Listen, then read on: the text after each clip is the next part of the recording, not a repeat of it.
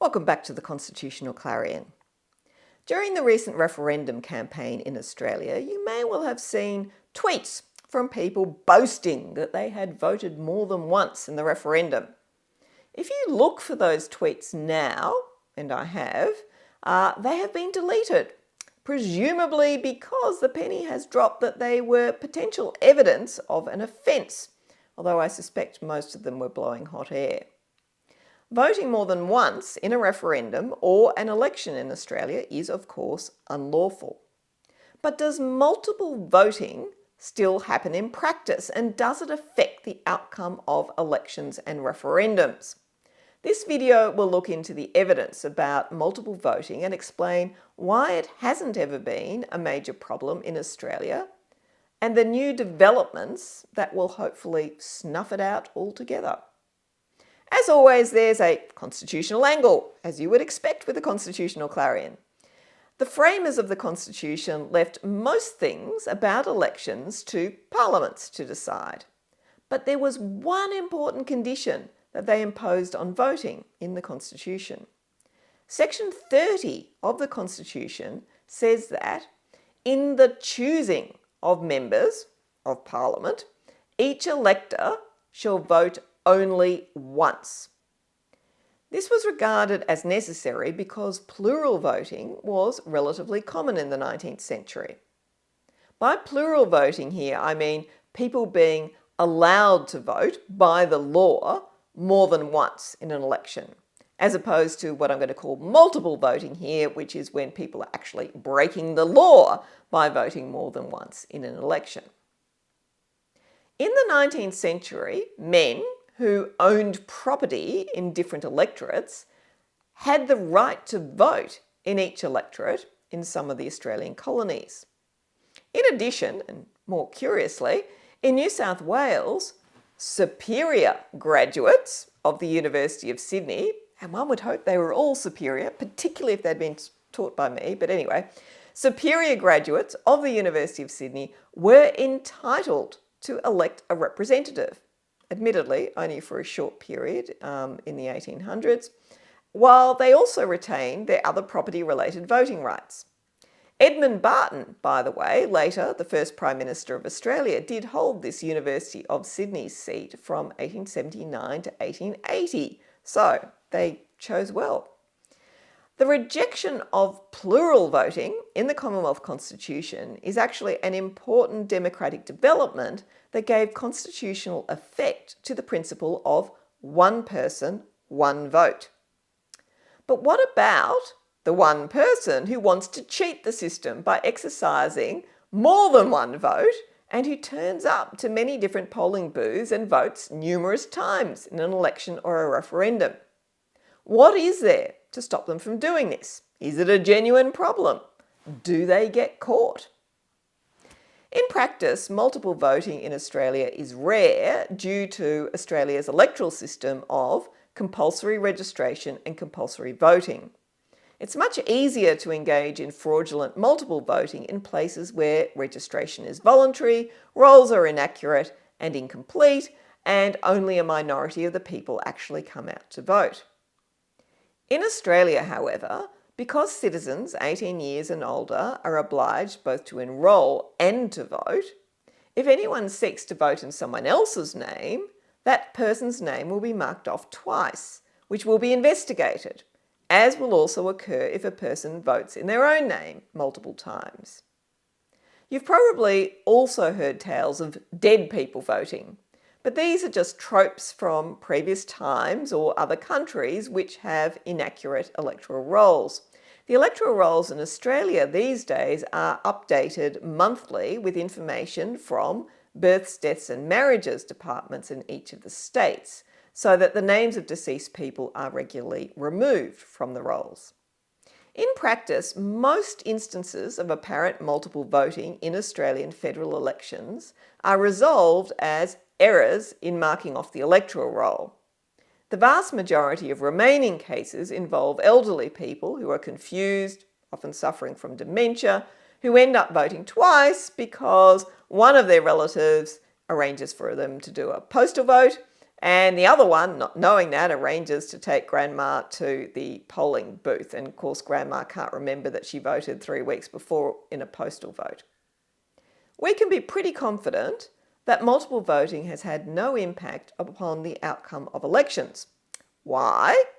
Because when there is a very small margin in the outcome of an election, and it's smaller than the number of possible multiple votes, there is inevitably a legal challenge, either brought by one of the candidates or indeed by the Australian Electoral Commission if it sees the evidence and it's concerned. And in those cases, the Court of Disputed Return will then examine all the votes and the circumstances around them to consider the possibility of overturning the election if the multiple voting issue was a problem. Let me just give you one example of such a case. So this is a case where Justice Atkinson in the Queensland Court of Disputed Returns, in a case called Caltabiano and the Electoral Commission, conducted the role of being a Court of Disputed Returns in 2009. The winning margin in the electoral district of Chatsworth in the 2009 Queensland election was 74 votes, so there was a challenge. 30 claimed cases of multiple voting were investigated, but upon examination of them, 28 of the 30 were found to be clerical errors in marking off the roll, and 2 were cases of elderly confused people who had unintentionally voted twice. There was no deliberate electoral fraud substantiated by the court proceedings, and those 2 multiple votes made no difference to the outcome of the election. The report of the Joint Standing Committee on Electoral Matters on the 2007 federal election contains a section on what it calls multiple voting myths. It noted that the allegations of multiple voting are used as a bogeyman to support claims for more restrictive voting procedures to try and exclude people from being able to vote. One of the problems is that stories about multiple voting have a tendency to become exaggerated and inaccurate as they are passed from one person to another. For example, a Member of Parliament reported to the committee that one of her constituents, a reverend, had voted in a pre-poll centre, but that his name had been marked off as voting in 5 different places throughout the electorate. Now, on its face, this seemed to be a clear case of voter fraud by someone.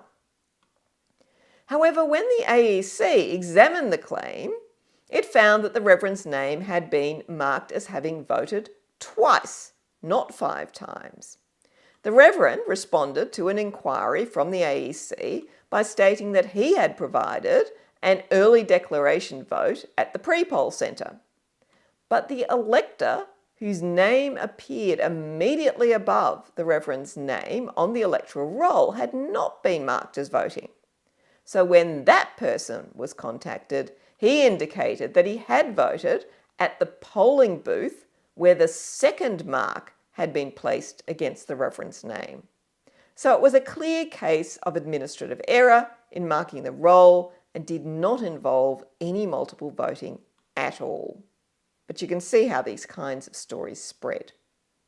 At the 2007 election, 955 people voted more than once, but 82% of them did so due to confusion, poor comprehension and age. And of that number, 98% of them were over the age of 70. But there are a small number of cases, sometimes involving people with mental health issues, where people deliberately vote several times in an election. For example, 10 cases were referred to the Australian Federal Police for investigation after the 2007 election. This was 0.0001% of electors voting in the election. There seemed to be, however, a greater spike of multiple voting cases in relation to the 2013 and the 2016 elections, with many more cases being referred to the Australian Federal Police, the AFP. While some 65 cases were investigated by the AFP after the 2013 election, none progressed to a conviction. One problem has been that the AFP has previously claimed that it just doesn't have sufficient resources to be able to investigate these matters, which is disappointing because obviously it's fundamentally important that our electoral system maintain its integrity. Another problem, however, is that the Director of Public Prosecutions rarely prosecutes multiple voting offences due to a lack of evidence. One might be able to prove that a person had their name marked off the electoral roll more than once, but that does not prove that they actually cast more than one ballot. Problems with proof have in the past stymied prosecutions, but the Electoral Commission knows who these people are. For that reason, the law was changed in 2021 to allow persons who are suspected of having engaged in multiple voting to be declared a designated elector. This means that they can only vote in the future by way of a declaration vote, not in the ordinary way at a polling booth. A declaration vote is a vote that's placed in an envelope, the outside of which records all the voters' details. That vote is only admitted to the count once all the rolls have been reconciled and it is clear that this is the only vote of that person. If they tried to do multiple declaration votes at different places, only one of their votes would ever be counted. This prevents multiple voting, but it also provides evidence of an attempt to vote more than once if the person submits more than one declaration vote. What are the most recent statistics? Well, at the 2022 federal election, the AEC referred 13 electors to the AFP for further investigation and declared 37 electors, that's also including those 13 that are referred to the AFP, to be designated electors. This preserves their right to vote, but it prevents them from exercising it more than once in future elections or referendums. Those who have had a history of multiple voting have therefore been effectively constrained for the future. What about the referendum, where we saw people boasting of multiple voting? In its report on the 2023 referendum, the AEC stated that it wrote to 3,179 electors whose names appeared to have been marked off the electoral roll more than once. Now, this represented 0.02% of the voter turnout for the referendum, which is about the same as for the 2022 federal election as well. But we don't know that these people actually engaged in multiple voting. This is just one stage in the process. Explanations from those identified people are most likely to lead to them being regarded as errors, mistakes in marking off the roll, or falling into the category of the elderly and the confused who did not deliberately vote more than once. Once this process is completed, those who appear to have deliberately voted more than once will be again referred to the AFP and also will be listed as designated voters for the future. The other good news on the voting integrity front is that the rollout of electronic rolls will also make multiple voting far more difficult. These rolls record in real time a person's name being marked off the roll. So if a person seeks to vote in their own name more than once, then they will have to complete a declaration vote, which will not be counted if it appears that the same person has voted more than once. It will also discourage the impersonation of others, as there will be a risk that the real person will have voted before the impersonator, so that the impersonator is caught or makes a declaration vote which is later discarded. For the 2023 referendum, all pre-poll voting, which amounted to over 35% of voting, was subject to real-time mark-off on the electronic rolls. On polling day, which accounted for 43% of voting, 5,500 electronic rolls were used in polling booths. It didn't cover them all, but enough to be able to identify if there actually had been any systemic voting fraud occurring. In addition, votes that came in separately, such as declaration votes made outside a person's electorate or postal votes, were checked against the rolls as already marked at pre-poll booths and also at the polling booths before being admitted to the count. If a voter was marked as already having voted, the declaration or postal vote was not admitted. So when people claimed that they could do a postal vote and also vote in a polling booth on the day and have both votes counted, that actually wouldn't have worked. The postal vote would not have been counted if their name had already been marked off in a polling booth. By the time of the next election, it's likely that all the rolls at polling booths will be electronic. And this will also have the effect of weeding out those people who inadvertently vote twice due to age and confusion, because when they turn up at the polling booth to give their second vote, they'll have already been marked off and they'll be told that. The recidivist multiple voters will also be designated voters who again are going to be confined to doing a declaration vote, pushing them out of the system too. While the problem of multiple voting has been very small in the past, it should be minuscule once these measures take full effect.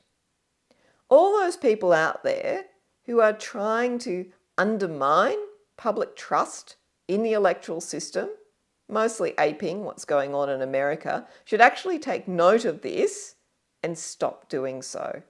Trust in our electoral system is vital to maintaining a healthy democratic system. Thank you again for watching the Constitutional Clarion, and as always, I look forward to you joining me next time. Goodbye.